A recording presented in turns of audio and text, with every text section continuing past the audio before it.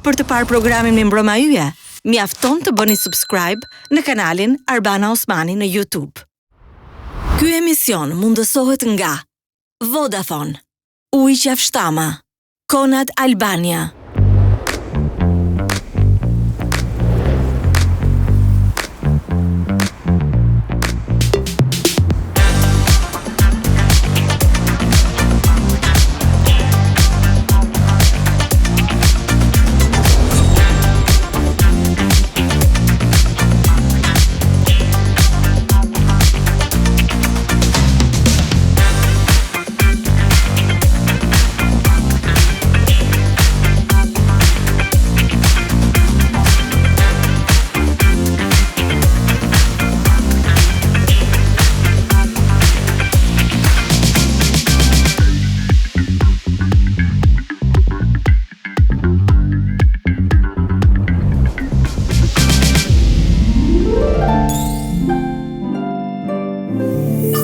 Mbrëma Yje.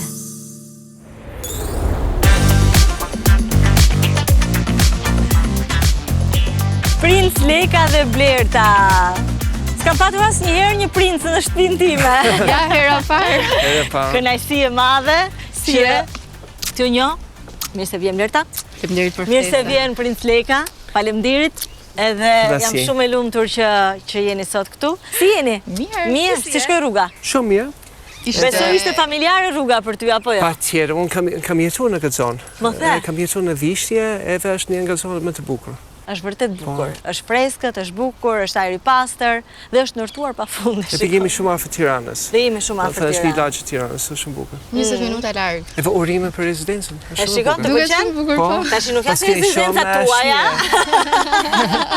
Por le të themi që jemi përpjekur.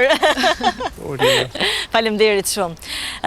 Kemi shumë për të folur sot. Domethënë për të folur, për të gatuar, për të njohur, për t'ju njohur, mbi të gjitha. Unë mendoj që kam nevojë t'ju njoh dhe ashtu siç unë besoj që edhe publiku ka nevojë t'ju njoh. Kështu që faleminderit që keni pranuar këtë ftesë për të qenë sot të zhveshur përpara të gjithëve. Faleminderit shumë. Faleminderit shumë. Me kënaqësi. Ejani, hym brenda. Nuk e di si keni raportet me gatimin dhe me ushqimin, po unë kam qejf që të gatuem së bashku. Me kënaqësi. Sidomos pranë te një kënaqësi jashtëzakonshme.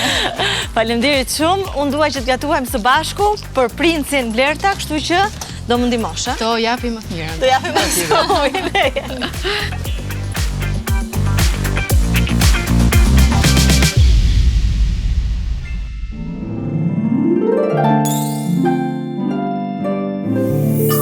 Mbrëma Yje.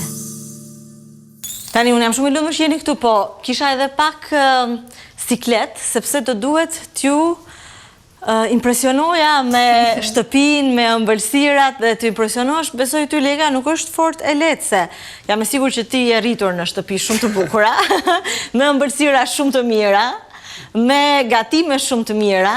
Kështu që Blerta, unë nuk e di për ty. Më impresionosh më. Do t'i impresionoj ty që vjen nga skratari në shtëpi modeste me pak ëmbëlsira, me ndiko. Dhe me gatime shtëpie. Me gatime shtëpie. Po, më lejo ta pyes Lekën fillim dhe pastaj do të pyes edhe ty në lidhje me gatimet e fëmijërisë. Pra, Arbana, vrasë të parë do të falenderoj për mikpritjen. Faleminderit. Mikpritje shqiptar dhe të jem në një shtëpi që ka ngrohtësi, dashmësi, gjithmonë ndryshon atmosferën. Nuk ka rëndësi luksi, por ka rëndësi kush janë personat që bëjnë atë mikpritje shqiptare. Edhe sot besoj se ne do kemi një mikpritje të jashtëzakonshme. Edhe pse është rrallë herë që ftohet në shtëpi, edhe do të bëjmë vetë gatime. Po, dëgjoj, gatuem bashk, jo vetë, bashk. Bashk. Unë kam shumë besim për talentin e Blertës. Blerta është kuzhiniere shumë e mirë. Bën gatime në shtëpi. Po ti? Gatuar ndonjëherë në jetën tënde? Her pas herë po. Po her pas herë po, ç'a gatuan? Cila është pjata jote e fortë? Unë jam gatimet italian e di se. Do të kam qef. Po pastaj her pas herë bëj ato eksplorimet, do të thonë peshku, mishi. Po kohët e fundit nuk kam ngrënë shumë mish. A di pse? E di pse. Unë e di pse. Po pse tani i bie në qafë edhe... Jo, nuk është rënë në qafë. Sepse Blerta është vegetariane. Yes. Dhe... Po jo, ne kemi bërë një pak në fakt, që në shtëpi mos hymish. Mos hymish? Po. frigoriferion është... Pra, Leka mund të haj mish nëse del jashtë. Absolutisht. Në drekat e tij Po edhe punës. nëse është me mua. Është patjetër e pranueshme që të haj mish, po brenda shtëpisë në frigoriferin ton kam pak siklet. Po si u bëre ti vegetariane, se shiko. Në fakt është turp të thuhet, po vazhdon të jetë një tabu, sidomos në Shqipëri, besoj kur thon vegetariane.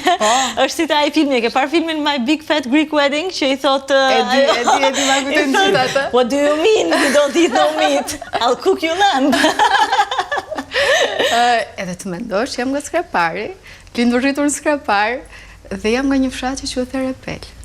Shumë bukur. Ka një legjendë fshati jon që thotë që kemi qenë shumë ik pritsa dhe kur erdhi miku, ishim nga që s'kisim çat shonim tavolinë, kemi thërë pela. Kjo që nuk më bën fare krenare. Po, gjithsesi ti ke shumë vite që je vegetariane, Kam 8 vjet. 8 vjet.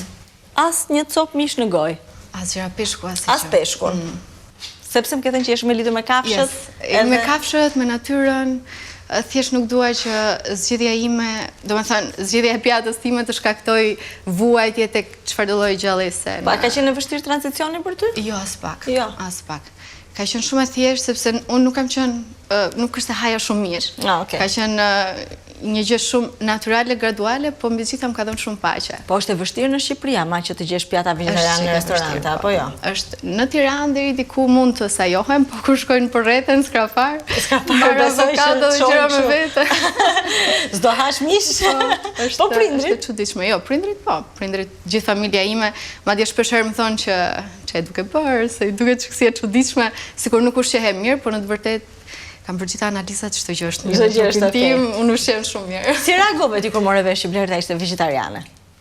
Jo, nuk isha habitur. Blerta është shumë lidhur me natyrën, me kafshët. Dhe kemi bestuar, unë vlerësoj në fakt ato ndjeshmëri që ajo ka ndaj natyrës. Dhe unë vetë jam shumë i lidhur me natyrën. Jam lindur në Afrikë Jugët, kur ka qenë pjesë e rinisë ime duke qëndruar afër natyrës. Dhe besoj se në Shqipëri kemi nevojë për më shumë përkushtim ndaj mjedisit dhe çështjet mjedisore. Por me pak fjalë, sot ti nuk ha aq mish sa ç'haje më përpara. Jo, më pak. Ka ndikuar. Shumë ka ndikuar. E përshëndetin tim është për mësuar. Blerta do ndihmosh ti? Atëherë, do thyem këtë vezën, do bëjmë sot i dashur Leka dhe i dashur Blerta, kam menduar qofte me spinaq dhe me rikota. Shumë. Faleminderit shumë. Kur thuhet qofte, ti mendon që do jetë një gjë me mish? Jo. Por këto janë pa mish, kështu që do hedhim një vezë këtu Blerta. Kujdes gjithmonë për veshjen tënde të bukur. Dhe ndërkohë që është shumë bukur, okay, super, mund ta vendosësh aty. Hidh edhe rikotën dhe mund të përzihesh dal nga dal, ndërkohë që unë po bëj gati spinaqin. Dhe Leka do më thot se cili ka qenë gatimi ti i preferuar fëmijë. Në fëmijë? Po, e kemi pasur të pëzirë, sepse nëni ime ka qenë australiane. Po, australiane, okej. Dhe babaj patjetër me ushqim shqiptar, do thonë ne kemi pasur groshin, kemi pasur. E keni pasur edhe juve, domethënë. Patjetër. Edhe pse familja mbretërore groshën aty. Grosha gjithmonë, biles ka qenë ushqimi më preferuar të gjyshit tim Breti Zog. Oh, grosha. Ka pasur grosha, si preferencën e tij. Edhe byrek shqiptar. O Blerta, po ti, në fëmijërinë tënde. Po. Çfarë ke ngrënë? Çfarë ka pëlqyer të hash? Me çfarë lidh fëmijërinë kur vjen puna te gatimi? Mamaja gatuante? Apo s'ka parlie që s'gatuan? Mami im është nga Përmeti. Nga Përmeti, jo? Po, edhe kishte ato gatimet e vetat përmetare. Aha. Po që mami shpeshherë ma kujton kështu si me ironi që kur isha e vogël, haja shumë kraun e pulës. Kraun e pulës? Yes. Kjo gjëja më bën të ndihem shumë keq. Po që në atë kohë jam ushqyer kështu me ato gatimet e mamit. Po. A shkon tani në Skrapar, më? Shkojmë shpesh, kemi shtëpinë aty. Po, kemi një shtëpi aty që na mban shumë të lidhur. Po prindrit janë këtu? Prindrit po, jetojmë gjithë këtu, gjithë familja në Tiranë. Okej. Po që sidomos babi me mamin thuaj se çdo fundjavë janë në Skrapar. Aha. Edhe shpeshherë edhe unë me motrat jemi shumë të lidhura me komshinjt aty, unë deri 18 vjeç jam ngritur në Repel, po. Do me thënë ti ke ardhur në Tiranë kur ke qenë sa vjeç? 18 vjeç. 18 vjeç. Kam ardhur për studimet e larta. Ke studiuar për? Unë kam studuar për sociologji, bachelor master. Ka qenë një fazë tranzicioni e imja ku gjeta një degë që nuk përshtatesh me mua dhe aty ishte momenti i kthesës time që hyra fotografisë si zanat, si pasion.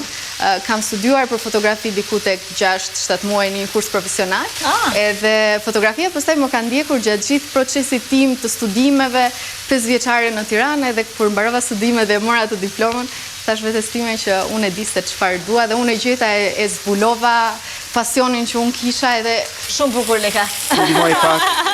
edhe ka qenë një moment shumë kritik për mua, po që ja them gjithmonë, sidomos fotografët të rinj që më vinë në studio, ju them që ju lutem zbuloni dhe zhvilloni pasionin tuaj, sepse jo se jam kundër diplomimit, absolutisht, unë vetë u diplomova, por rëndësishme është të bësh një gjë që ti e do, të pëlqen, merr emocion. Si ke deportuar, se nuk është fort e lehtë, vetëm nga pasioni që, si ti sot je një nga fotografët më të njohura.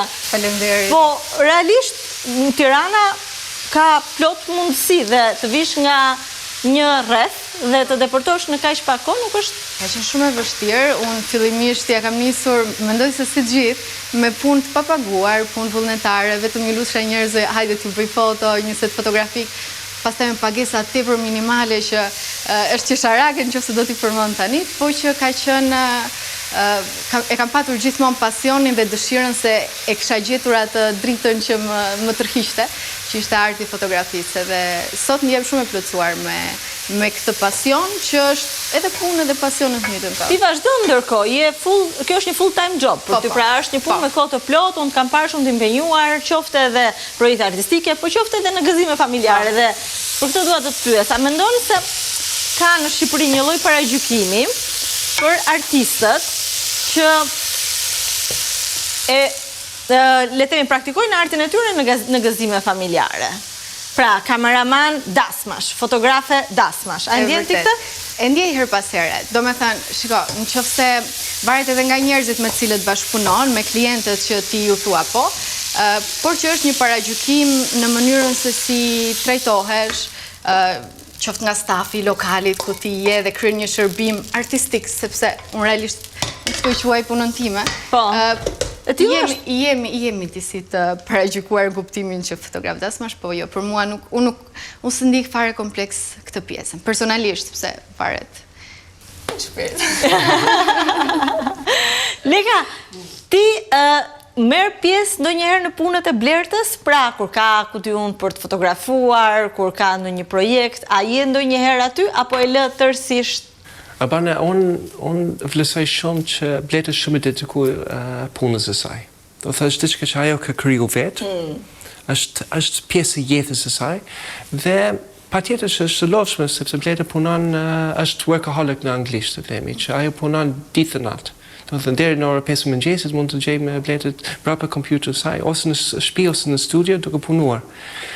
Dhe është një rutinë që ka shumë ngarkesë, po blerta nuk e di si e mban atë energji dhe jam shumë të hequr nga energjinë e saj që ajo dashron fotografi, dashron që të punoj me klientët e saj dhe është shumë e lidhur me këtë punë. Dhe këtë është një nga gjë që unë jam befasuar që në takimet e parë që kam pasur me blertë, dedikimin, profesionizëm, bashkë, edhe në këtë moment ajo ka një studio, ka stafin e saj dhe është sukses shumë mirë.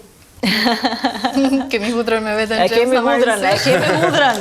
Jo, besoj punë do kesh, ke plot, po do kesh akoma më shumë.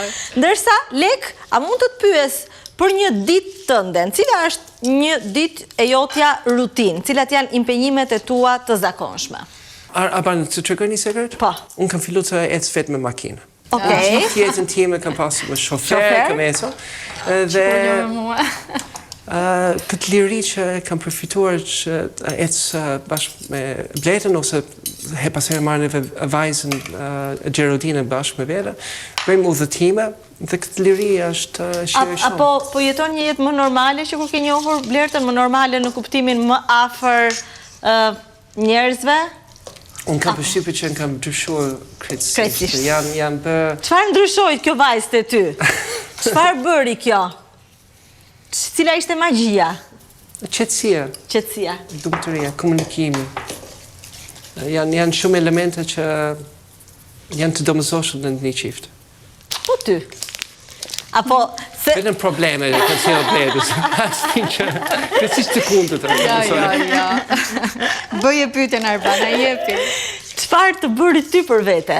Përveç faktit që është princ. Apo, a ke qenë ti një nga ato goca që ke lexuar përralla me princesha dhe me princer? Jo, të më drejtën, kam parë Herkulin. Kam që fanë se Herkulin. Shiko, të betohem, është shumë e sinqert kjo, që unë fillimisht kur kam njohur Lekën, ka qenë gjë që më ka rënë më shumë në sy, edhe unë e them të gjithë, që nuk kam njohur djalë më të edukuar se princ Leka, domethënë. Edhe sot, për mua Leka ka një edukat edhe një respekt, dhe mbi gjitha është njëri shumë i thjeshtë. Edhe kjo gjë na ka bashkuar shumë. Çfarë përshtypje kishe ti pa e njohur? A kishe dëgjuar përpara? Për shembull, e ke parë në ekran, ke dëgjuar për historinë, ka shumë legjenda urbane për historinë e gjyshit, e stërgjyshit, Nuk më vjen mirë ta them, po nuk isha lexuar. Nuk ishe lexuar. Dhe nuk është se kam qenë kështu fanse për t'u informuar edhe për të parë aktivitetet e familjes mbretërore shqiptare ose më gjerë. Po pastaj kur fillova u prezantoam fillimisht për një projekt pune, ka qenë marrëdhënie shumë formale dhe nuk kisha dot mundësi për ta njohur më shumë se përshëndetje dhe mirëpafshim. Realisht doja të dija përshtypjen e parë tënden.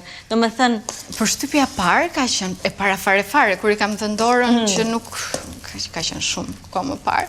Ka qenë wow, pas kemi një princ fantastik në Shqipëri. Ka qenë shumë fisnik në sjelljen e vet edhe për arsye të punës që ne kemi patur, nuk kemi patur asnjëherë më shumë hapësirë për të njohur më shumë se sa thjesht një djalë i respektuar, një vajzë që krynte punën dhe kaq. Okej. Mirë, tani do t'i bëjmë si top, tha këto. Po, mua më vjen që të bëj pis ty këmishën e bukur. A bëni në shtëpinë tuaj kështu darka me miq? Aftoni njerëz? Bëni. Kemi filluar që të hapën shtëpinë shumë, kemi një ambient që ka hapësirë. Ku jetoni ju njerë, më falë, se unë jam shumë... Ne jemi në qendër të Tiranës. Në qendër të Tiranës. Do më thënë, ju nuk jeni në kështu pallate të mëdha me lulishtar, me bache, me shumë dhoma, me... Po, kam rezidencë e familjes mbretërore që është në qendër. Në qendër, po? Në Ministrisë së Brendshme.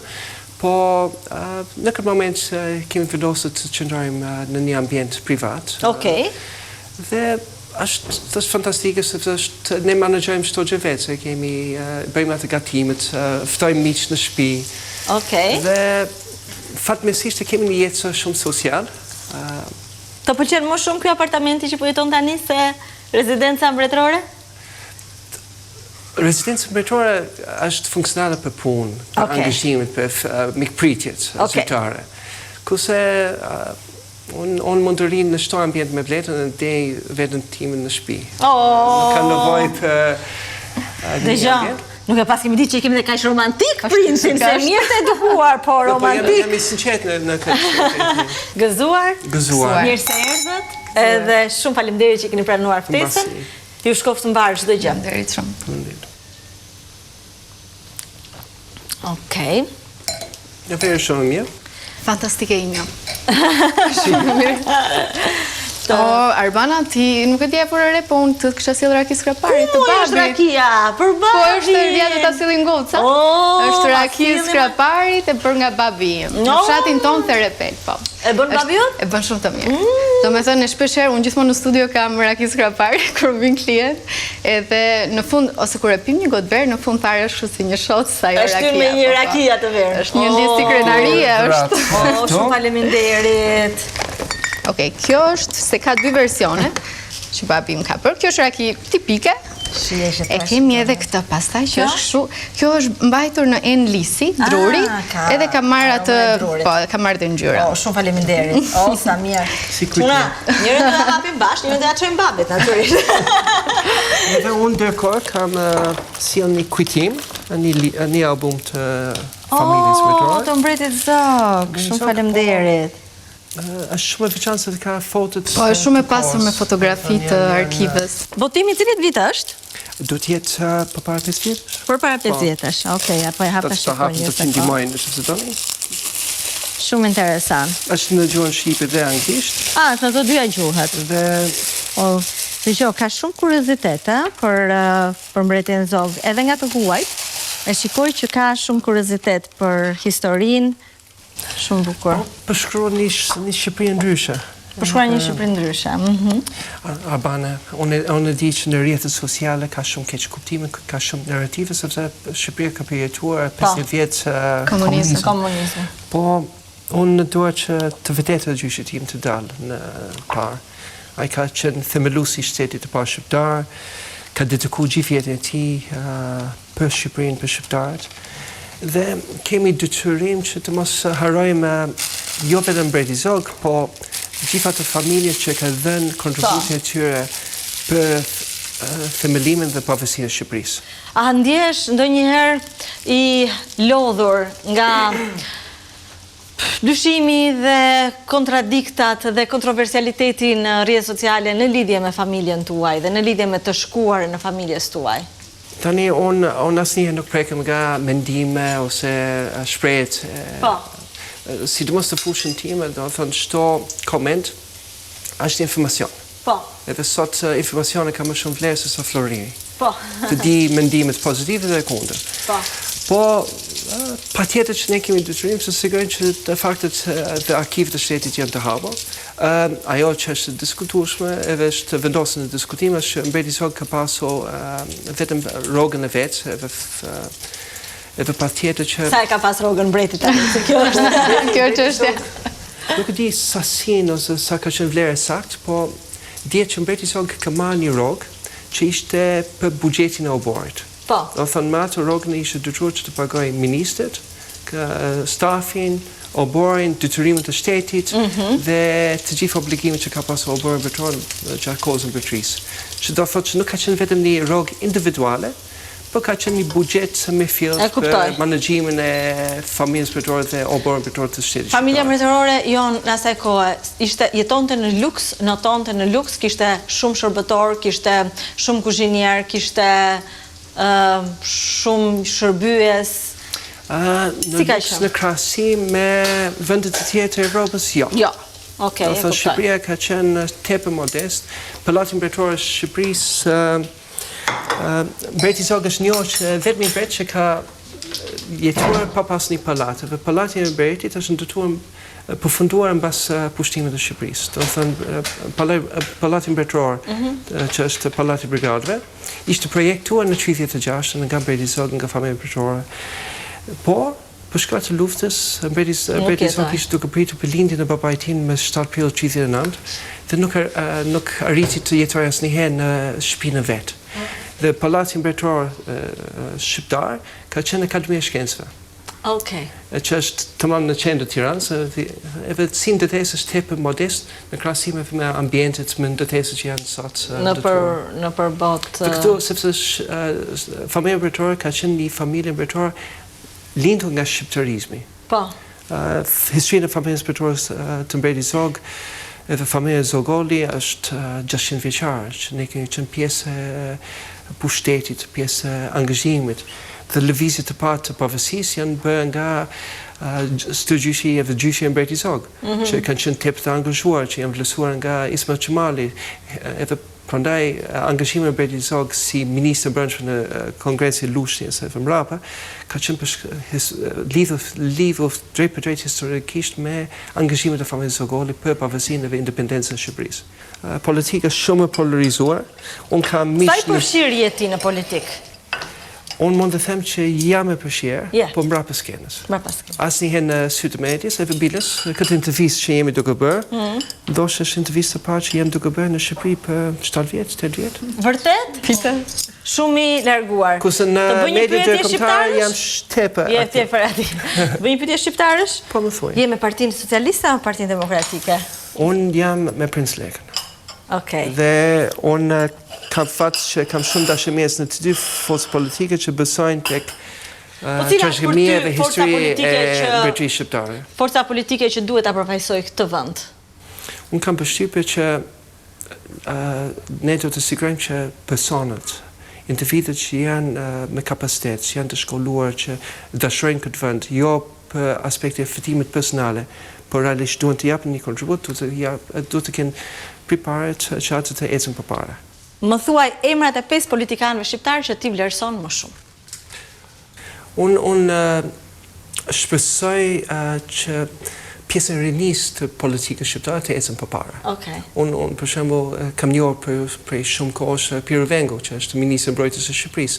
Është një djalë i shkolluar dhe shpresoj se të ecë përpara dhe të krijojë një rol që do të jetë pjesë e integrimit të Shqipërisë. Në 2027 kemi summitin e NATO-s, që do të jetë vendimtar për Shqipërinë, do të jetë një imazh i parë, do kemi Donald Trump, do kemi presidentët gjithë vendet të botës. Prandaj janë disa detyra që janë vetëm uroj që ato të kenë sa më shumë sukses. Në pjesën e Partisë Demokratike kam shumë miq të ndryshme. Unë dje isha duke pirë kafe me Tedi Kopliko, që është një kandidat në Shkodër me Juritë të Baku, është një zonje që realisht ka filluar për të kriju një simpati të jashtëzakonshme në rangët e sidomos me ndërkombëtarët, me ambasadorët. Prandaj është shqyqyer që kemi elemente që janë pjesë e rinisë të politikës që mund të ndryshojnë pak këtë imazh të rënduar që ka Shqipëria për politikën e saj. Po. Ty të pëlqen politika në Shqipëri, Blerta? Si e shikon? Më pëlqen, të them drejtën. Të pëlqen? Po. Ndjek zhvillimet vërtet? Të gjitha. Më pëlqen shumë sepse dua të jem updateuar me çfarë ndodh, çfarë lloj ngjarje politike që ndodh, që ndonse duket sikur nuk ka impakt fillimisht në afat shkurtër, po mund të ketë në afat gjatë, dhe ka shumë gjëra që janë shqetësuese që realisht i ndinjohem kur ka raste dhe krenohem pastaj nga ana tjetër kur shoh që Shqipëria po ecën përpara dhe po shpillon, Ndjek, nuk ma kishte marrë mendja që një artiste ndjek edhe zhvillimet politike. Po kemi edhe një situatë tjetër që kemi edhe një forcë politike në Shqipëri që është në mbështetje të Mbretërisë Shqiptare, që ka një anëtar të parlamentit, që është partia e legalitetit, që patjetër për arsye të historisë, ato janë në mbështetje dhe kemi shumë bashkëpunime. Dhe shpresoj se të ecën përpara, sepse kanë përpara mbas 2 vjetësh kanë zgjedhjet lokale. Kanë zgjedhjet lokale partia. Okej. Ti provojmë qoftet? Patjetër. Unë po e marr një kështu. Ju voj pujva. Mund të hash në pjetën të? Ja, se ha kështu se zonja është pis. Ju bëf mirë. Ju bëf mirë. Na bëf mirë.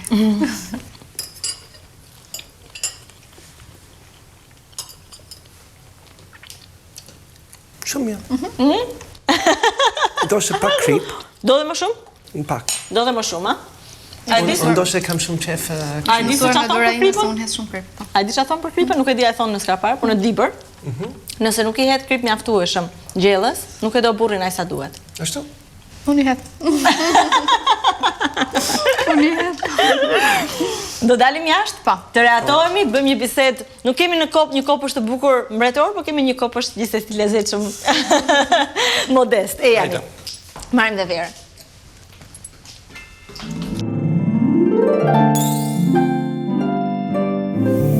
Mirëmbrëma yje. T'ju bëjmë një gëzuar me rakit skrapare. Gëzuar, Blerta. Gëzuar, Princ Leka, dhe mirë se erdhët edhe njëherë. Ua. Në nga bënit pimë rakit. Me fund? Jo, me fund jo direkt. Me fund nuk jam e sigurt. Por, që nga shumë e mirë, Nuk është shumë aran. Jo, që nga shumë e mirë. Që nga shumë e mirë. Po ndoshta Leka, si ka mundësi që nuk kemi takuar? Nuk ishim takuar asnjëherë derisa shkuam në Burgajec për fillimin e shkollës dhe u kënaqja shumë atë ditë me qëra fjala. Kemi kalu shumë mirë. Dhe unë jam shumë i lidhur me zonën e Matit, dhe angazhimet që kemi punuar me shkollat e Matit, rekonstruksionit, me fondacionin, po mikpritjen, edhe fakti që është kënaqësi që ne ishim bashkë. Po, vërtet. Në një ditë shumë festiv, duke dhuruar pajisjet të shkollës, dhurata, lodra. Po sa pak nxënës kishte sa keq më erdhi. Unë ishte befasuar se kam bashkëpunuar me shkollët e Bukajecit dhe Zinishit. Dhe nga 300-400 nxënës ka pasur, kam mbetur vetëm 113. Isha përpara 2 javësh në zonën e Masuklit, Dhe kanë një shkollë atje, me mësuesën, vetëm për një nxënës. Me një mësues edhe një nxënës. Sa e trisht duhet jetë? është pjesë e realitetit të veriut lidhur me imigracionin dhe largimin e shqiptarëve. E vërtet. Megjithatë, tash që shikoj ato fëmijët aq të lumtur. Dhe po thonim që nuk ishim takuar ne bashkë, dhe si ka mundësi që nuk kemi takuar, sepse nuk ke qenë konkurrent në Big Brother dhe nuk ke qenë potencial për të ardhur në Big Brother. Larg qoftë do të thoshte. Që kemi shanse të vërastit të mira të takohemi.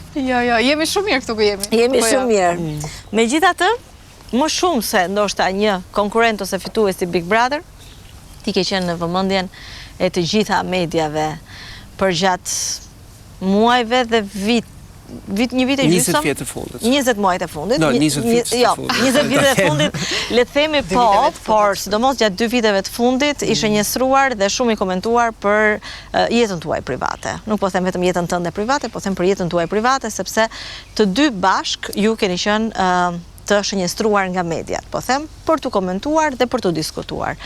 Pikë pari, ajo që dua të pyes është pse vendosët dhe menduat që është momenti i duhur për të folur tani për një situatë që e keni evituar kaq shumë muaj dhe kaq shumë kohë. Ju nuk keni treguar dhe nuk keni folur dhe nuk keni komentuar me asnjë pikë dhe asnjë presje, asnjë like dhe asnjë se tani gjithçka amplifikohet në Instagram. Ju keni qëndruar gojkyçur. Pse? Sepse në radhë parë ka qenë një sfidë shumë e madhe për ne. Ne kemi qenë në fillimet e marrëdhënies tonë dhe akoma ishim pa konsoliduar në çfarë po krijonim dhe po lindte mes nesh. Dhe u deshte që të përballeshim me një sfidë të jashtëzakonshme, sulme nga gjitha anët. Dhe kjo gjëja ose do na bënte më të fortë bashk ose do na ndante. Ndodhi e para, ne edhe më shumë forcuam marrëdhënien tonë dhe kuptuam se sa të sigurt ishim për njëri tjetrin, por kemi qenë shumë të ngarkuar. Ka qenë ka qenë ngarkesë shumë e madhe. Ti marrim gjërat me radhë. Kur ti fole pak për Princ Lekën dhe përshtypjen e parë që ai të la në takimin tënd të parë, dhe më bëri shumë përshtypje se ishte shumë i edukuar. Ashtu si unë, besoj shumë nga shikuesit nuk e kanë njohur Princ Lekën, ashtu si edhe ti nga afër, por perceptimi që kemi patur për të nga ekrani i largët, ka qenë se realisht është një djalë i edukuar. Deri kur na u shfaq ajo video. Imazhi i një djali të edukuar, të sjellshëm, u duk sikur u coptua. Çfarë ke ndier dhe si ka ndodhur që ajo video u shfaq befas në një shpejtësi maramundse në të gjitha mediat? Albana, ne kemi kaluar, sidomos 20 muaj të fundit, kemi kaluar shumë sfida të ndryshme. Po daljen e videos, në mënyrën e të keq, trajtimin e saj përpara publikut, unë kam pasur mirë besim tek institucionet e shtetit shqiptar. Dhe nuk kam pasur asnjëherë dëshirë që ato video të dalin në publik. Ku unë jam paraqitur përpara policisë së shtetit, në institucionet e shtetit shqiptar, kam bërë me këshillet e avokatët, njerëzit të mi që kanë thënë që jepni informacion sepse do të keni besim tek strukturët të shtetit. Dhe unë pranoj fakti që u gabova. Nuk do të kishte dhënë asnjëherë videon, mund të kishte mbajtur videon për çështjen e gjyqit, sepse ishte një goditje drejt për drejt. Ne kemi përjetuar realisht një sulm. Ishte një sulm mediatike, një sulm ligjore, kemi pasur probleme të policinë e shtetit, kemi pasur sekuestrimin e telefonit nga prokuroria e shtetit Tiranës. Telefonin tim është sekuestruar, ka pasur një presion të jashtëzakonshëm nga instrumente të ndryshme, ku unë kam qenë realisht duke paraqitur përpara policisë së shtetit si për të mbrojtur imazhin dhe për të siguruar që të ketë për të qetësuar një ngjarje që nuk do të kishte ndodhur, që ishte një ngjarje krejtësisht papritur. Dhe me të gjithë këtë streset, unë ishte duke përjetuar bashkë me Bletën, edhe Bleta ka qenë viktimën të gjitha sulmet, keq trajtimet përpara medias, narrativet që ishin të imponuar dhe jo të reale, sepse nuk ka pas asnjëherë çështje e tradhtisë. Ne kemi qenë persona e parë që unë kam njoftuar për ndarjen time, ka qenë pikërisht jo për ndarjen, po për lidhjen time me Blertën, ka qenë pikërisht Elia. Unë kam thënë Elias, përpara se jam përqafuar me Blertën, që kam takuar me Blertën dhe... Pra ju keni patur një raport të mirë me njëri tjetrin? Ne kemi pasur shumë korrekt. Edhe pas ndarjes?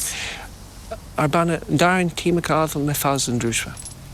Rreth të parë ka qenë ndarjen me fazën emocionale, që ka qenë shumë e vështirë për mua. Pastaj ishte fazën e distancimit, që ne kemi jetuar në një shtëpi, por krejtësisht të distancuar, pa pasur kontakt, një shkëputje total emocionale po edhe fizike. Që unë kam qëndruar vetëm me vajzën time, në dhomën ajo ka jetuar dhe s'kemi pasur kontakt. Pra keni jetuar fizikisht në një shtëpi, por tërësisht të ndarë? Krejtësisht të ndarë. Ndoshta një her pas here ne kemi qenë për mediat një foto Katalina Bugar, por ka qenë krejtësisht false, fiktive. Pse keni bërë këtë zgjedhje, nëse mund të të pyes? Pastaj ka pasur fazën e fundit që ishte ligjore dhe vetëm marrëveshjen tonë e ndarjes ne kemi kaluar rreth 8 muaj, 9 muaj vetëm duke pilotuar, duke rënë dakord tek pjesën e marrëveshjes, duke siguruar që rreth të parë vajza Geraldina të jetë mbrojtur, të jetë mirë. Edhe ne kishim filmosur të gjithë dokumentacionet, nuk ka pasur konfliktet, as për çështje pronës, nuk ka pasur konfliktet në asnjë sferë. Dhe edhe situata e Marsit që realisht na ka ndryshuar, ndoshta ka dëmtuar imazhin. Po nuk ka ndryshuar, edhe nuk ka dëmtuar figurën e familjes Blertore në kuptimin që ato miq që kanë informacion, ato persona që kanë qenë ndjeni të gjithë dinamikët, të presionet të ndryshme, ato kanë kuptuar që nuk ka qenë vetëm thjesht një konflikt brenda një familje, por ka pasur një dorë të jashtme nga presionet, siç është natyra e jetës në Shqipëri. E kuptoj. Ajo që dua të kuptoj dhe besoj edhe publiku do të kuptoj është si ka mundësi që një marrëdhënie, siç ti po thua, që ishte një marrëdhënie korrekte, pra ti ke treguar Elias për ndjenjat që kishe ndaj Blertës, pastaj përshkallëzon dhe ne kemi parë vetëm një pjesë. Unë nuk e di se çfarë ka ndodhur. Mund të ketë qenë video shumë më e gjatë. Ne kemi parë Jo, e keni parë videon e plot. Është video e plot. Ato që por nuk e dim se çfarë, unë akoma nuk e kam të qartë se çfarë solli për shkallëzimin në atë lloj konflikti. Pra, ku qëndronte problemi? Problemi kam dëgjuar që nuk të lejonin të shikoje vajzën, kam dëgjuar që Elia ishte bërë xheloze sepse kishte mësuar. Domethënë këto janë të gjitha legjendat urbane që ne i dëgjojmë nga bota virtuale e internetit. Por çfarë të bëri ty të ishe aq i brengosur dhe i mërzitur dhe unë nuk dua të përmend fjalën i dhunshëm, po dua të them aq i irrituar në atë video. Po s'ka pasur asnjë irritim. Unë kam shkuar për vajzën time, për të takuar me vajzën, pastaj doli jashtë kontrollit situata. Unë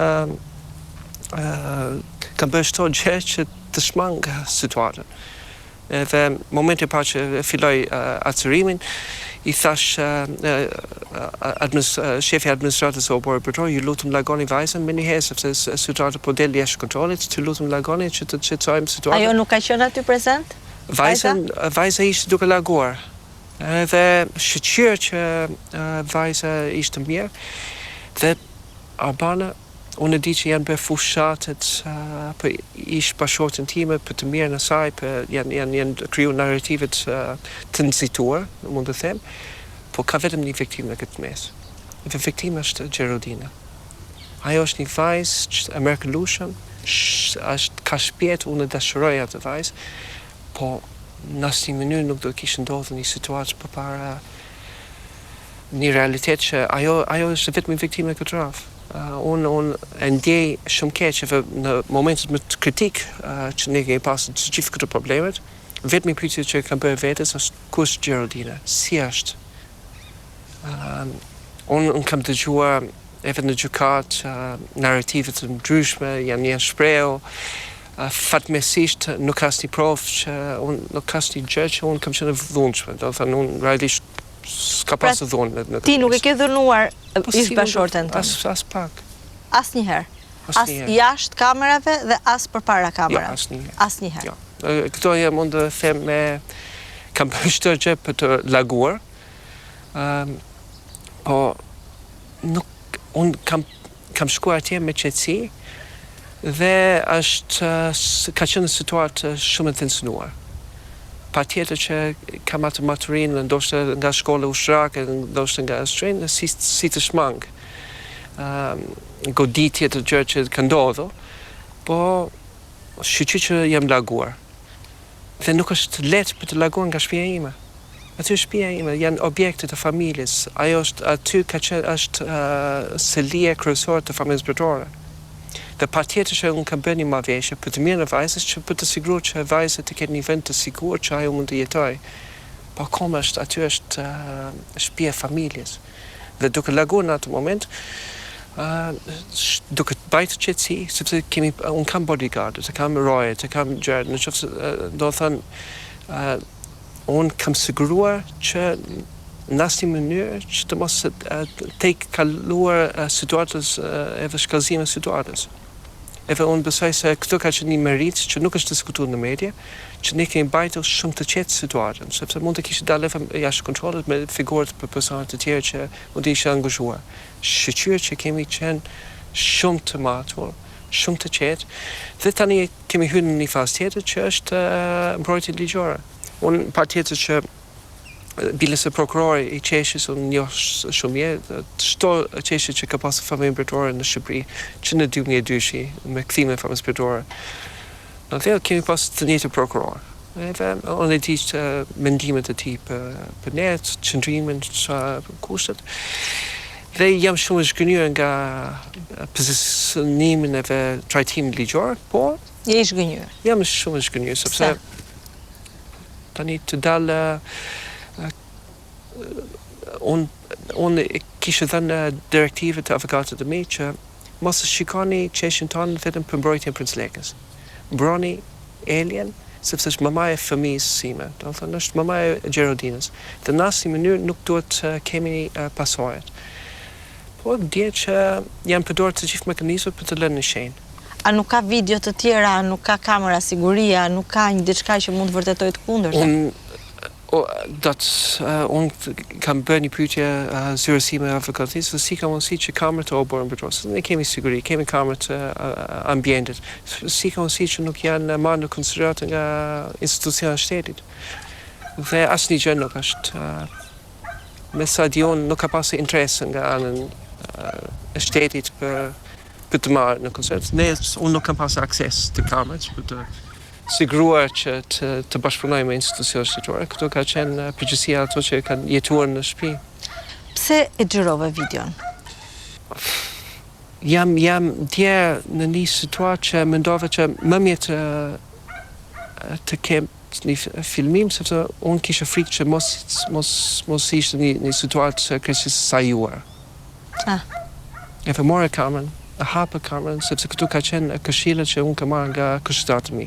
Kanë thënë që në qoftë se ndodh diçka, hapni kamerën me një herë, me qetësinë, me frymën, me një kamerën. Patjetër që ku unë kam qenë në sulme të goditjes, s'kisha mundësi për të hap kamerën, po ku jam ulur poshtë, të hapë kamerën. Dhe ishte logjikën time ishte vetëm një mënyrë që të siguroj që të identifikoj realitetin e ngjarjes. Pastaj çka ndodh mbrapa, si janë trajtuar filmimet, faktikisht që ka dalë në publik, këtu e ndjej shumë keq. Ndjej i traftuar nga ato personat, kushdo që të jenë ato, nuk duhet të bëj akuza, po ato që kanë bërë këtë publikim, na kanë traftuar në besë. E ke fjalën për ato që të kanë këshilluar ta xhirosh, apo e ke fjalën për ato që ti u besove këtë filmim? Ato që kam besuar filmin, sepse për të xhiruar, nëse nuk do kishe bërë atë film, ndoshta unë do kishe humbur lirinë time, sepse kush e di si ka qenë dinamika, si do ishte kundërpërgjigje në njerëzve. Unë kam ditur që nuk kam pasur miq në atë moment. Nuk e patur? Ja, situata ka qenë shumë agresive, ka qenë shumë... Ka pasur një dashëkësi. Ku ke qenë atë ditë që doli video dhe u bë virale, e mban mend? Unë në mëngjes jam paraqitur përpara mjekët ligjor dhe jam ulur bashkë me ekipin të zyres, duke thënë që është momenti që ne të bëjmë një njoftim për shtyp, që ka ndodhur një ngjarje dhe kaq, asnjë gjë tjetër. Dhe doli video. Dhe ka qenë, ne kemi qenë bashkë. Dhe që atë moment ka qenë një... Si e kujton ti Bler? Ka qenë, për mua ka qenë shumë e rëndë psikologjikisht. Ka qenë e rëndë që të qëndroja pranë, o Zot. Ka qenë shumë e rëndë që qëndroja pranë princit. S'pështoj dot. Qa të lëndoj më shumë atëherë? Kemi nevojë për raki. Sorry. Çfarë ndjeve? Ti kishe parë videon fillimisht përpara? Po. E kishe parë përpara se të bëj virale? Po. Pra ti kishte treguar, ju ishit bashk? Ju kishit kohë që ishit bashk? Po, ne kemi qenë bashkë dhe kolega më ka dërguar videon. Ka qenë shumë i kufizuar që të më tregonte më shumë. Vetëm më kërkoi që videon ta çojë në komisariat. O Zot, sorry. E fala. Jam shumë e ngarkuar.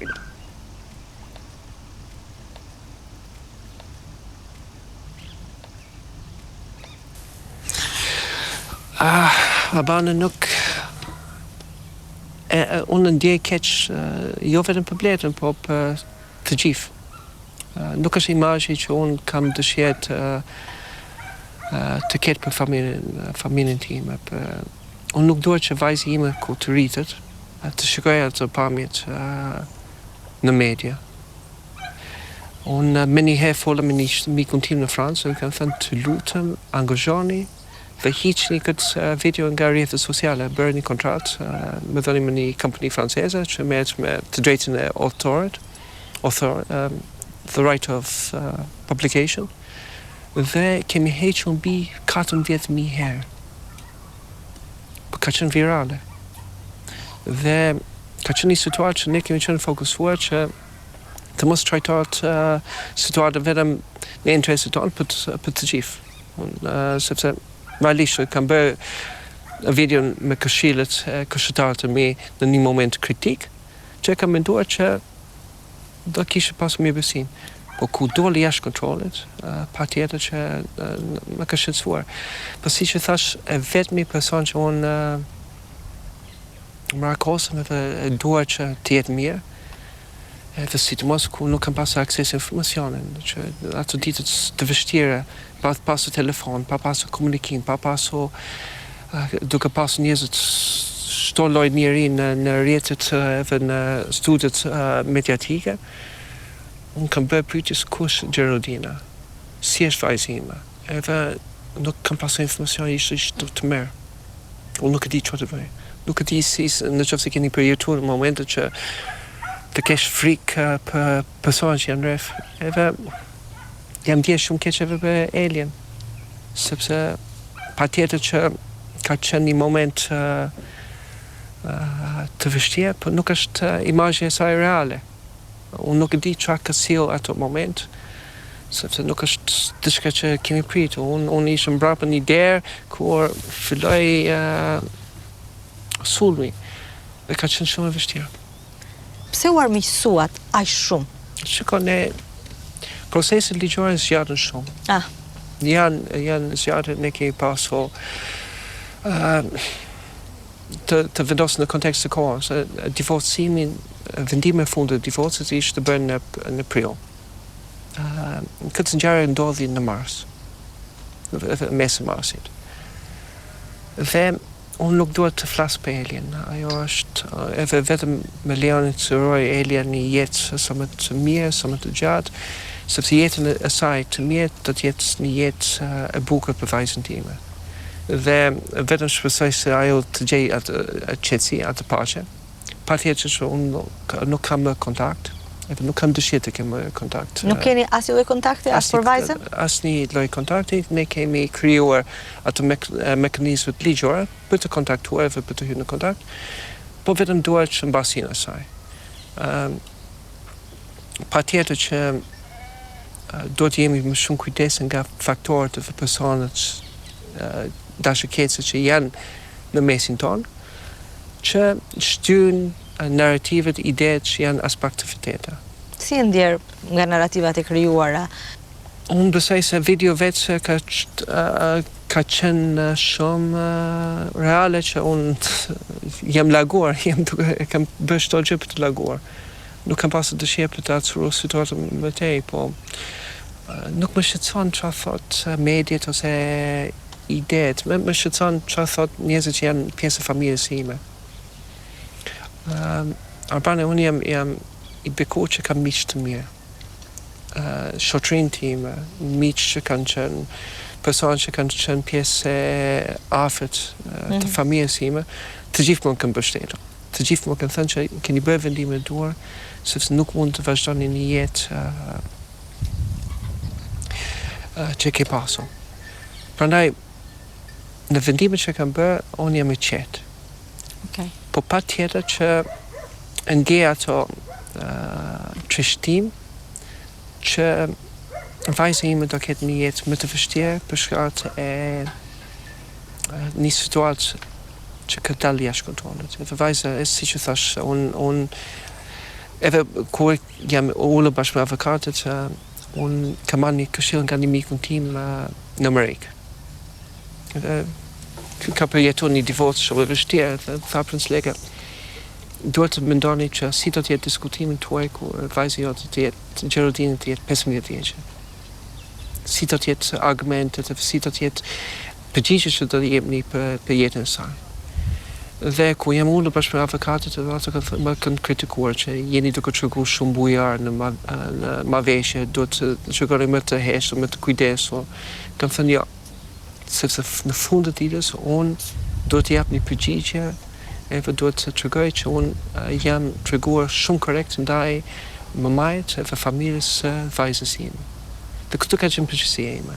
Për pjesën tjetër nuk mund të jap përgjigje, po vetëm një kusht ka qenë si do të më shikoj Geraldine në të ardhmen. Dhe këto ka qenë shqetësimi im. Sa vjeç është Geraldina sot? Geraldina pothuajse 5 vjeçë. Me datën 22 tetor do të jetë 5. Ja keni shpjeguar divorcin, ndarjen? Apo s'ka patur nevojë? Ajo ka treguar një maturi, dhe thotë që kam 2 familje.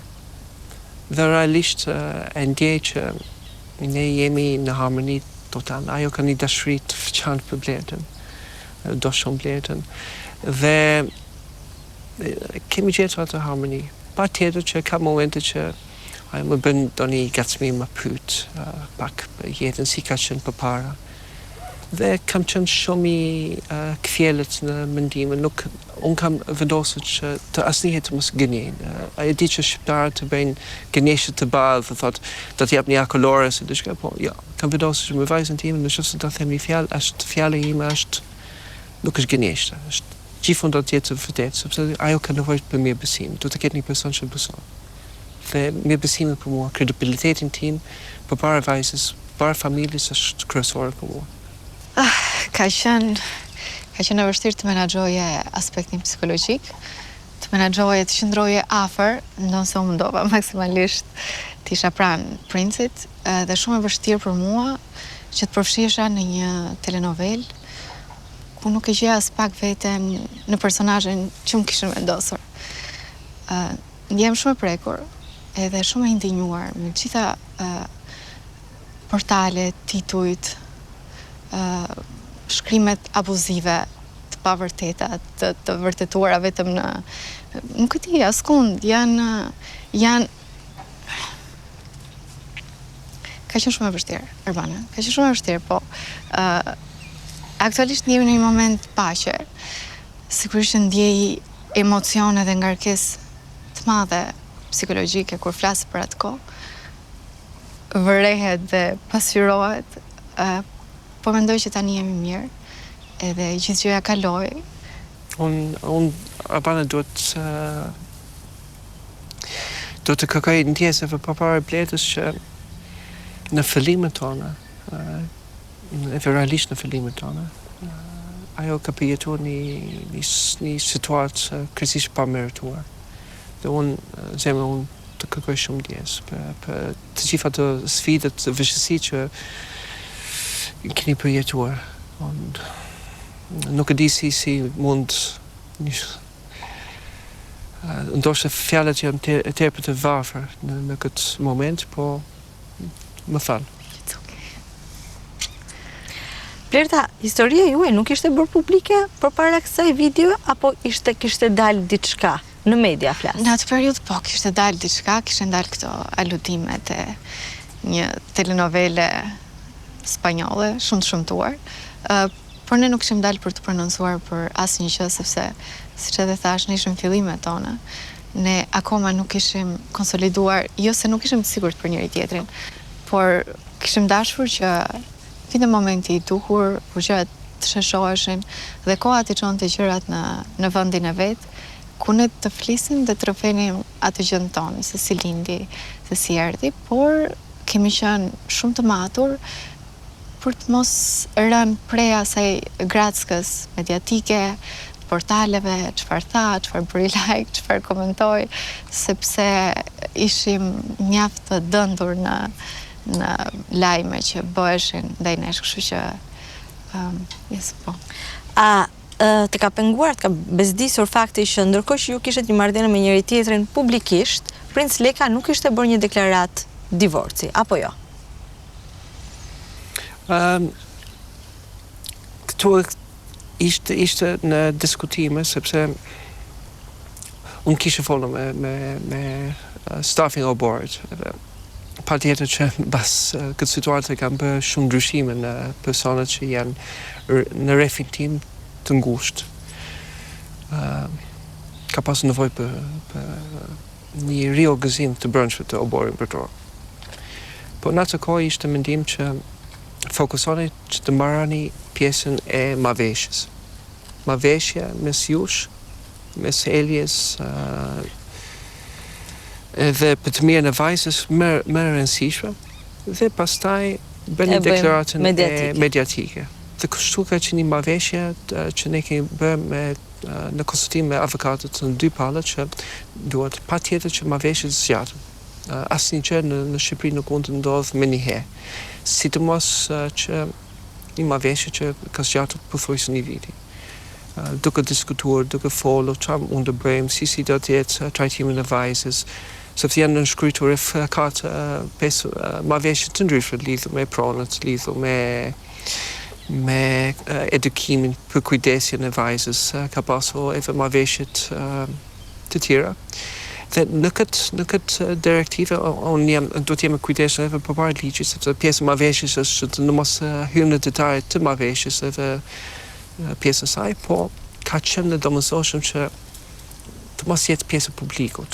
Dhe pastaj një njoftim zyrtare të dakordsuar nga të dy palët që do të ishte prezantuar përpara publikut shqiptar dhe ndërkombëtar. A mund të kishim menaxhuar më mirë? Patjetër. Edhe këto janë diskutimet. A janë këto ndjesit e fajit ndaj Blertës? Përpara Blertës? Blerta ka qëndruar gjithmonë me mirëbesim. Ajo më ka besuar plotësisht. Dhe nuk kanë ndihyrë asnjëherë, nuk kanë diskutuar asnjë ditë lidhur me problemet që janë lidhur me të kaluarën time. Ai ka thënë Leka, këto ka qenë pjesë e jetës, dhe unë duhet të shikoj të ardhmen, jo të kaluarën. Vetëm sigurohet që të jeni një prind ndaj vajzës Gjerudinës të mirë, bëni çdo gjë për vajzën, mos shikoni në mënyrë artificiale konfliktet. Kur ne kemi bërë ndarje të shtëpisë, objekte brenda shtëpisë, thuaj mos hyni në diskutim për gjëra të vogla. Vetëm shikoni bujarinë, sepse do të jetë baza për të ardhmen. Patjetër që këtu ka qenë dëshira, realiteti ndryshoi, edhe është krejtësisht ndryshe. A jeti pengesë për këtë lloj komunikimi? Absolutisht. Do të atë kundërtën. A ke qenë ndonjëherë? Jo, asnjëherë. Asnjëherë. Nuk Urbana, siç thash, nuk është thjesht për mua. Nuk është thjesht të ndodhesh në mes të një fronti lufte ku nuk ka paqe, ku A ke shkaktuar ti këtë luftë me praninë tënde? Jo. Jo. Ja, këtu është sigurt, nuk ka lidhje. Nuk ka lidhje. Jo. A është Blerta arsyeja e fundit të martesës tënde? Jo. Jo, një fundi nuk vjen nga një person i tretë. Dhe ka përfunduar shumë përpara që ka menduar për Blertën. Dhe këtu do të jemi shumë të qartë që nuk ka lidhje. A ke qenë Blerta ti shoqe me Elia? Asnjëherë. Në mënyrë kategorik asnjëherë.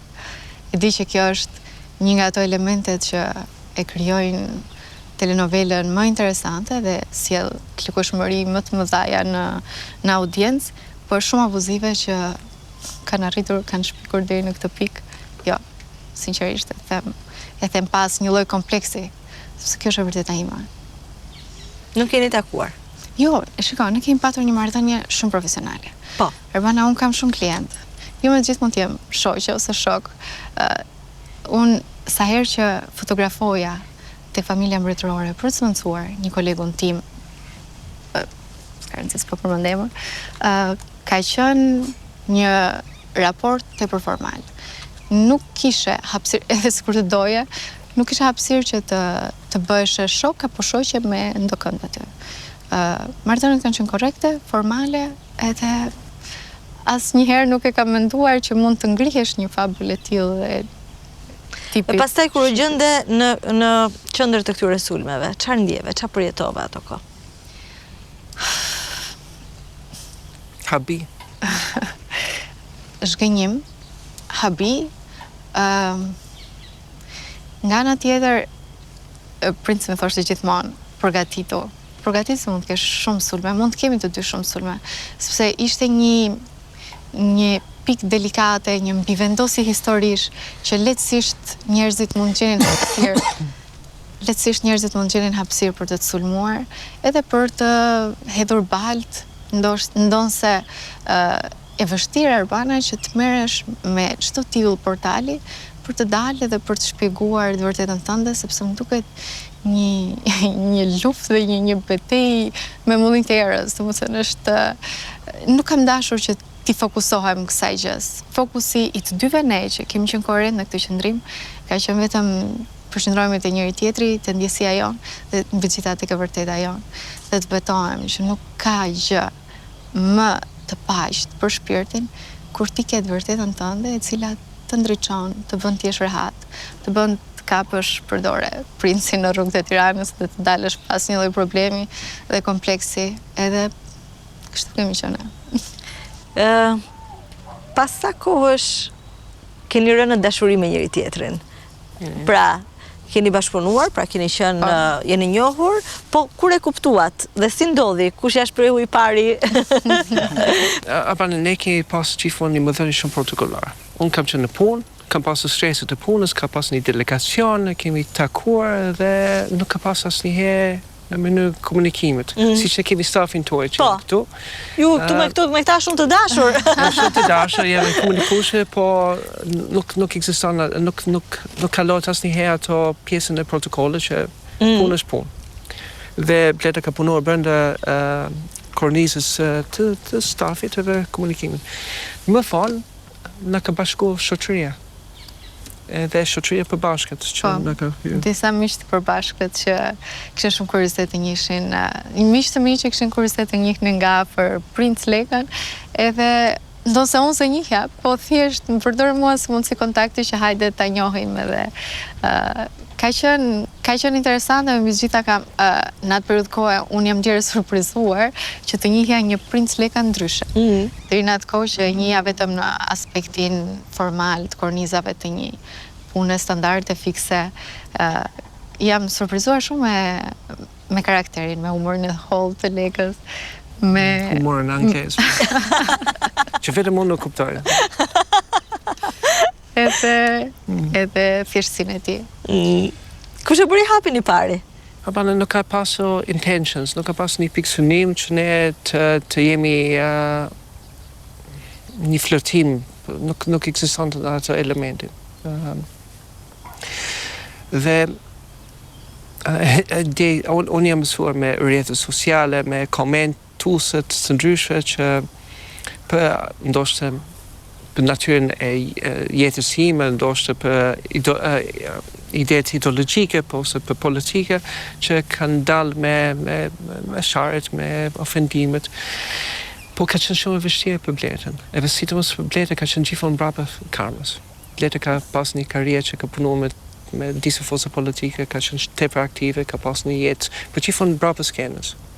Dhe duke qëndruar Bleta në hapet e parë të saj, të jetës së saj, pranë meje, nën një presion të jashtëzakonshëm. Prandaj të kam kërkuar ndjes, po ka qenë e vështirë, ka qenë shumë e vështirë, sfiduese.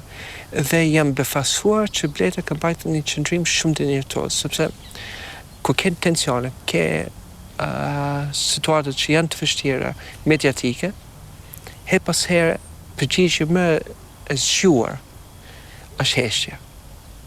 Mos prononconi, dhe prandaj këtu është një nga momentet që e përshpresoj momentin fundit, sepse jam i sigurt që ka shumë kolegë që keni që kanë podcastet e tyre, mediat e tyre, që të kërkojnë prononcime të mëtejshme, po unë shpresoj se këtu do të jetë herë fundit që ne do bëjmë prononcime për këtë çështje, sepse nuk është produktive. Unë do doja që flas për Shqipërinë, për integrimin e Shqipërisë në Evropë, për politikën e mjedisit, për angazhimin e fondacionit, për udhët e mbretërisë, historia. Po diçka keni ju prindërit me këto histori romantike që nuk e di se pse pastaj ndodh që jeni në qendër Ka interes publik. Ndoshta ka të bëjë me prallat e princit dhe princeshat. Të tregoj një realitet. Unë jam akuzuar nga media shqiptare që jam too boring. Too boring. Dëgjoj, me këtë histori vetëm boring si. Prandaj, shpresoj se ta trikën ato. Mendoj, je bërë shumë interesant princesha. Prandaj shpresoj se ta trikën tek ato origjinën. Di që ka qenë e vështirë për të gjithë ju që keni qenë përfshirë. Po, ajo që dua të pyes pak Blerta është raporti që ti ke me voglushen. Sepse ti je një voglushe për vete, a mund ta them moshën tënde? Patjetër. Do me thënë, Blerta është vetëm 26 vjeçe. 27. 27. Mos ma hiq një vit Arbana. Je gjithsesi shumë e re. Dhe të përballosh këto sulmet për cilet folëm. Pastaj, teksa ndërkohë je gjithashtu në një proces njohje, e kishe kaluar ndoshta me lekën, por në proces njohje me një fëmijë që për të është drita e syve dhe më e rëndësishmja, nuk është fort e lehtë, apo jo? Si ka qenë dhe si jeni afruar ju me njëra tjetrën?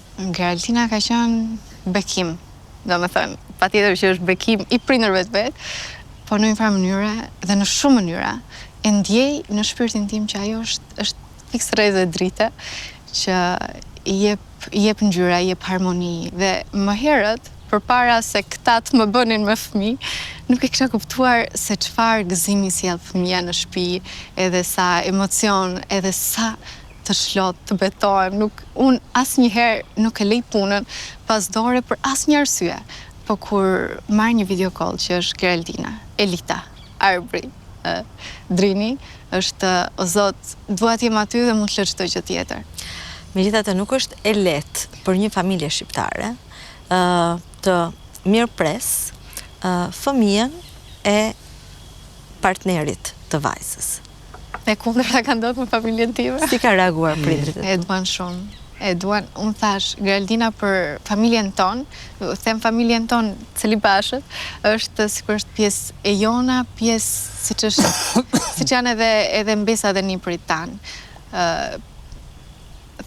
Arbana, Geraldina është shumë sociale dhe të bën shumë për vete, dhe është e pamundur që ta kesh të vështirë prezencën e një fëmije si ajo. Po a ke të vështirë bashkëtesën me një fëmijë që ka pastaj një familje tjetër, e rrit gjithashtu mamaja e saj, pra ju i ndani ditët, i ndani orët, edhe keni bërë një schedule tuaj, në tashmë besoj.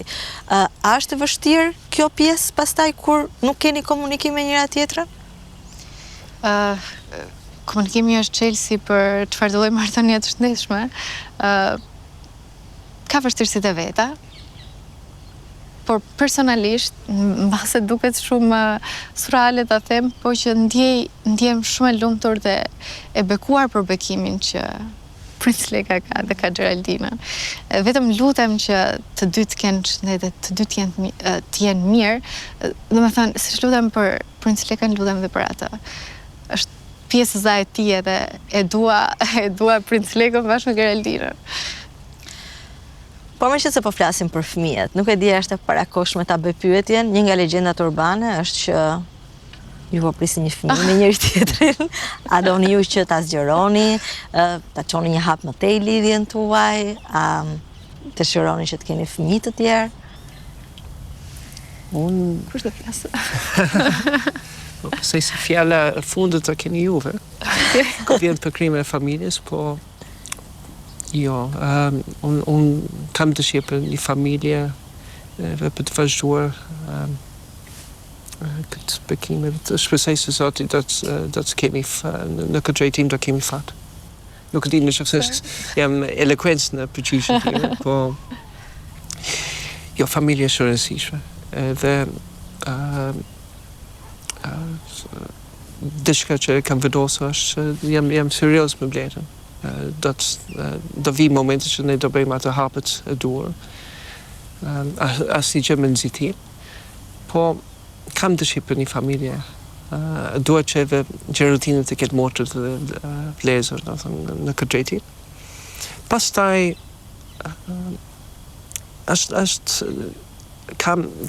jam në një botë pak të vështirë që kam ëndër të mi që janë personale që kam dëshirë për krimin e familjes.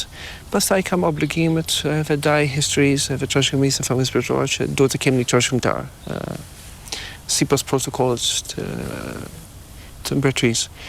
Por na jemi duke bajtur atë balancë midis realitetit, historisë dhe shpresës të ëndër të ardhmen. Me shpresën e Zotit, por që unë jam rritur dhe dëshiroj një familje të madhe. Një familje me shumë fëmijë, me rrëmujën e fëmijëve, nëse shikom ka bërë dhe puna që merrem shumë me fëmijët, fotografoj fëmijët dhe mundohem t'ju vim pas mendjes. Më ka bërë që t'jem shumë afër dhe t'i dua shumë edhe t'i ndjej. Dhe që ka e natyrshme kur të vjen ndjesia dhe mund ta imagjinosh shumë thjesht vetëm tënde me një fëmijë që është krejtësisht jote. Ore me gjithë zemër, nëse ju e dëshironi ore me gjithë zemër, pyetja ime është se do ta bëni djalë. S'ka rëndësi, ti e dëshimesh. Duhet ta çojmë familjen mbretërore, duhet të ketë pasardhësen. Do provojmë disa herë, bana. Mirë bën, hajde gëzuar. Gëzuar. Varoj. Prita Ja shesi pjesë. Ja, bravo. A i ndiqni ju këto zhvillimet mbretërore në përbot me vëmendje? Po, pa tjetër. Këtë fundjavë do të jemi në Milano. Fundjavën tjetër jemi ftuar nga Princes Leia e Belgjikës për gala e fundacionin saj. Çfarë ke zbuluar, Blerta? Më trego pak, se kjo është një gjë e re për neve që s'kemi asnjë lidhje me... Më ka bërë një shumë përshtypje, sepse këta kanë protokollet e veta mbretërore. Unë jam një vajzë që jam lindur e rritur në Skrapar dhe ne nuk e konceptojmë dot që të themi gëzuar, thjesht kështu gëzuar. Ke parasysh? Ne do të bëjmë cheers, kështu që të trokasë gota. Po kjo është një nuk lejohet, që është shumë e ndaluar, që paragjikohesh keq nëse e bën mes mbretërorëve. Dhe një ditë u ndodha mes kësaj situate që më bën për qeshur sepse ishte instinktive dhe natyrshme që hajde cheers kështu gëzuar, dhe dikush më pa keq dhe tha mos e bëj, sigurisht. Ishte një gjë. Nuk ka dash rëndësi. Jo, ka dashamirësi. Bota ime s'ka patur lidhje ndonjëherë me botën mbretërore, po që gjërat bazë Patjetër që akulloria duhet ngrënë me pirun. Akulloria duhet ngrënë me pirun? Po, janë një ca gjëra që Prince ka shtreguar kujdesshëm mi tregon. Sipas protokollit francez është me pirun. Ka shumë elemente, sepse në lukë si, kur kemi qenë në matë, kemi bestuar për cappuccino. Cappuccino nuk pjetë mbas orës 12. Po shto shteti ka protokollin e vetë, edhe nuhancët e protokollit. Dhe duhet të dini si të përshtatë, sepse protokolli është një mjetë komunikimi. Ne kemi qenë në Rom, ishëm ftuar nga familja Bobon Parma, edhe për një darkë. Sepse kam kushrin të familje Borghese. Të Romës, janë familjet që kanë silë disa papa. Blete ka për të taku me kushrin të mi që janë nga Franca, që një nga kushrin të mi është presidenti jugu të Francës, të rajonit të Renaud Muselier. Kushrin të mi nga Australia adhrojnë Bletën, edhe kanë qenë shumë në mbështetje. Kam kushrin që janë në Istanbul, në Turqi, që janë në mbështetje. Prandaj kam një familje që ndoshta unë vetë jam vetëm në Shqipëri, nuk kam njerëz të afërt, po kam shumë miq dashëmierë që janë edhe në familje të mbretore. Kam pasur kontaktet me shumë familje në ndryshme mbretore që më kanë pyetur për situatën, kanë thënë si po kaloni, raftë pas si është Gjeraldina, si jeni juve. Thonë mos shqetëso, çdo gjë të kaloj, vetëm tregoj dinjitetin dhe mos haro kush je. Çfarë përfatësoni dhe obligimet që jeni shërbëtor të vendit edhe adheun tënd. Nëse fokusohen në këtë drejtim, çdo narrativ e keq, çdo koment në rrjetet sociale kam për të haruar, se do të tregoni vetëm me prove, me punën. Do kemi një dasëm? Besoj se po. Po, do të... Nuk ka propozuar Arbana. Do kemi për... Sa po e bëri? Dhe që ati kjo? Jo. Romantike është mjaftueshëm. Arbana jam kështu, jam bosh. Por që gjithsesi ke ko shpirt. Ne kam ko. Edhe një vit maksimum e s'presma. Edhe një vit. Ke ko shpirt sa të duash edhe një vit. Nga përgjigjem. Tani që të shpengohemi tamam, të mbushim pa godat me raki dhe të bëjmë ca lojra që kanë lidhje me ju dhe me dashurinë. Në vazhdën e Samir e njihni njëri tjetrin dhe Samir do ju njohim edhe neve. Një princ leka për ty, një blerta për ty, një princ leka dhe një blerta për ty. Okej. Duhet të zgjidhni se cilën. Po. Loja kompozohet me tabela, me figurat e çiftit dhe ju duhet të ngrini tabelën me emrin figurën përkatëse. Kush bën më shumë humor? Deri tani jeni të dy në të njëjtën mendje për shumë gjëra. Kush është më romantik? Mos po shoh akoma çka kanë thënë. Të dy. Kush është më i duruar?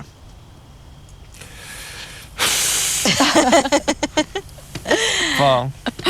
Kush ka rutinë më të gjatë në mëngjes?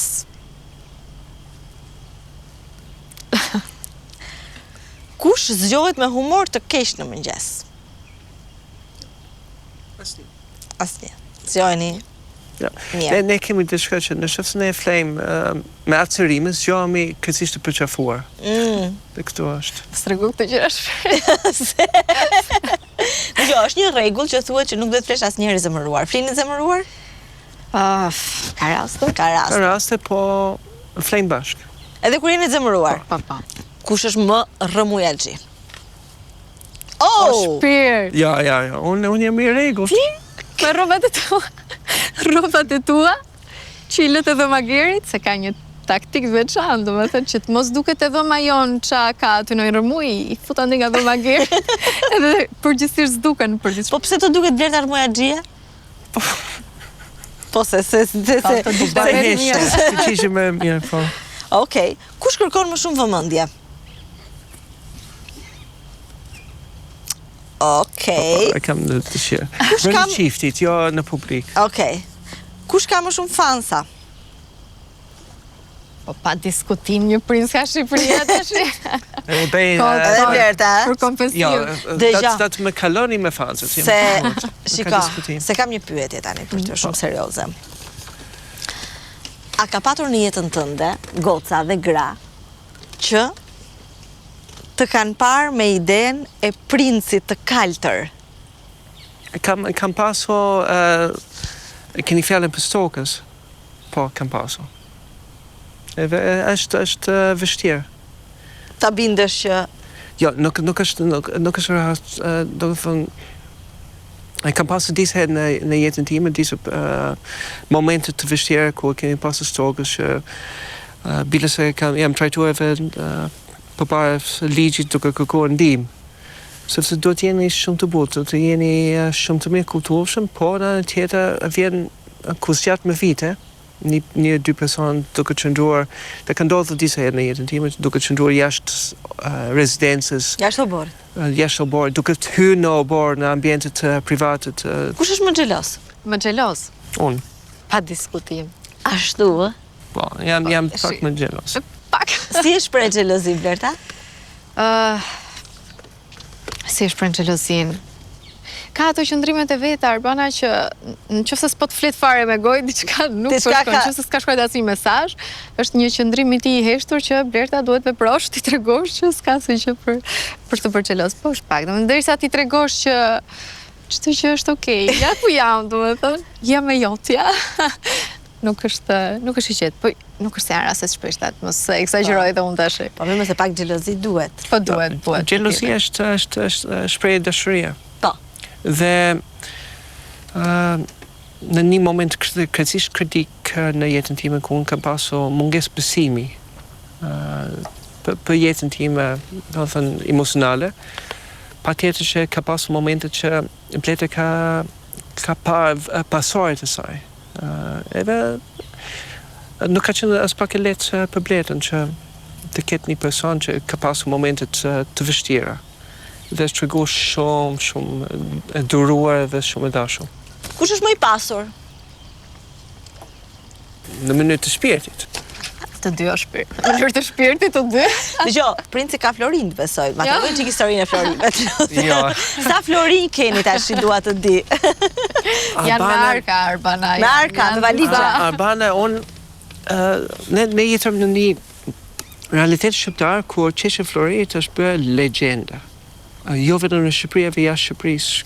Dhe nuk kemi vetëm ne si familja mbretore që e vuajnë nga këtë legjendë. Edhe kur flas me mbreti Simeon në Bullgari, se tha po edhe ne jemi akuzuar për Florin. Sepse ka qenë të njëjtën narrative nga të gjitha ishte vendet sovjetike komuniste, që kanë akuzuar familjet mbretore që kanë marrë Florin në shtetin. Kurse dihet që në Shqipëri në 1939, kur Shqipëria është pushtuar nga një vend fashiste, Shqipëria ka pasur 2.5 ton flori. Dhe kaq që ka qenë në thesarin e shtetit. Dhe në 44, kur anglezët kanë hyrë në Berlin dhe kanë sekuestruar thesarin e shtetit shqiptar që është marrë nga pushtuesit gjerman të kohës, Shqipëria ka pasur 2.6 ton flori, që është dozuar në Bankën e Anglisë. Dhe për arsye të ndryshme, pastaj për shkak që Shqipëria ka pasur qeshje Kofuzit, ka pasur gjyq të ndryshme, një pjesë e saj është kthyer në vitet 90 në Shqipëri, që pastaj është legjenda e gomarit që ka marrë florin e shtetit. Po më vjen shumë keq sepse realisht të populli nuk duhet të akuzojnë pse mbreti Zog qeshja e florit.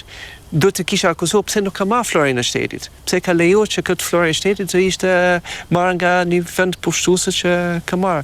Ndoshta është pak ironike si kundërpërgjigje, po më shqetëson sepse është shumë e vështirë për të mbrojtur narrativet, edhe pse ne kemi dalë me arkivet nga shteti, kemi treguar historinë e vërtetë të florit, edhe shumë të vërteta të tjera që janë lidhur me historinë e mbretërisë shqiptare. Po, si që ekziston në Shqipëri, që ku hyn një ide, nuk del dot. Indieri Arten Lamra ka thënë misisht në një ambient, ka thënë, Prins Leke nuk do të qoftë se nuk do ishte ti gjallë, më beso që mbreti Zog do ishte figura më e rëndësishme të historiografisë shqiptare. Për fakti që jeni pjesë e jetës shoqërore të Shqipërisë, të politikës shqiptare, gjithmonë do keni polemike dhe vështirësitë. A mendon Princ Leka që në një të ardhme do jesh më i përfshirë në qeverisjen e këtij vendi? Unë kam dëshirë të jem më aktiv. Unë kam dëshirë që këtë titull, këtë status që është edhe një status ligjor që kemi fatin që kemi në Shqipëri, të jetë në shërbim të vendin tim. Dhe shpresoj se do të arri që të krijoj atë balancet me qeverinë, me pjesë e opozitës, për të zhvilluar statusin e familjes mbretërore në një republikë kur republika ka njohur edhe respekton trashëgiminë dhe historinë e saj. Dhe ne jemi është bërë shumë interesante sepse përpara sa kohësh ishte duke biseduar me këshilltarët e Pavlos e Greqisë. Dhe Grekët janë shumë xhelos për Shqipërinë. Kanë thënë si ka mundësi që në Shqipëri familja mbretërore shqiptare ka një status të zhvilluar, kurse ne jemi duke tentuar që të zhvillohet të ketë këtë angazhim. Pyetja ime që më bën të zgjuar natën është çfarë mund të bëjmë më tepër për vendin tonë? Si mund të sigurojmë që këtë status që kemi të jetë në benefit të popullit shqiptar? Dhe këto është një sfidë reale. Patjetër që ne nuk kemi asnjë financim nga shteti shqiptar dhe nuk kemi dëshirë për financim nga shteti shqiptar. Kemi mjaft miq, kemi dëshirë, po nga financoheni nga mbretëritë e huaja? Kemi miq nga jashtë që ndihmojnë fondacionin e familjes, që është një nga mjetet e punimit. Kemi udhët e mbretërisë shqiptare që është mënyrë e komunikimit protokollar. Po fatmirësisht e kam ditur si të menaxhoj asetet që kemi brenda dhe jashtë Shqipërisë. Edhe është një proces edhe diçka që kam thënë vëbletës. Jeta që do të jetë lidhur me Princ Leka nuk është një jetë vetëm për qef, për modë. Patjetër rezidencët, luksi janë mjet të punës, po mos haro që siç është një prift i dedikuar Zotit, Princ Leka dhe familja mbretërore gjithmonë do të jetë dedikuar adheut dhe vendin tonë. Po një dhuratë bukur Blertë se ja ke bërë ose do t'ja bësh apo jo? Cila është dhurata më e bukur që t'ka bërë Princ Leka? Dhurata më e bukur. Ta them? Po, thuaj. Po e ke fjalën jo shpirtërore. Jo shpirtërore. Shpirtërore, diu që të ka dhënë gjithë dashurinë e botës se e shikoj që është kokë këp. Më ka për dhuratë një lente moj Arvan. Lente për aparatin. Mirë. Po, dhe është një gjë që unë thuajse e përdor çdo ditë edhe se është Prisja më kujtova. Prisja një kuror, prisja një unaz, prisja një gjerdan të... Abana, unë shpresoj se publiku do të kuptoj që dashuria e parë të Bletës nuk të kem unë, po është pasiona e saj ndaj fotografisë. Jo, jeti. Po tek dhuratat nuk janë bizhut, po janë lente. Po shumë e dedikuar pasiona e saj fotografisë. Edhe prandaj kam thënë që Bleta unë të mbështes, unë dua që të keni sukses në këtë sfidë. Temtoni që redaktoni pak ato angazhimet me dasmë të tjera, po... Jo, përgjithë, domethënë, të mos i thuash po çfarë do lloj pune. Ishte shumë bukur ta bënin të bisedë për dashurinë. Faleminderit që erdhët, faleminderit që i ndat me neve këtë copës intime tuajën. Ju uroj çdo të mirë.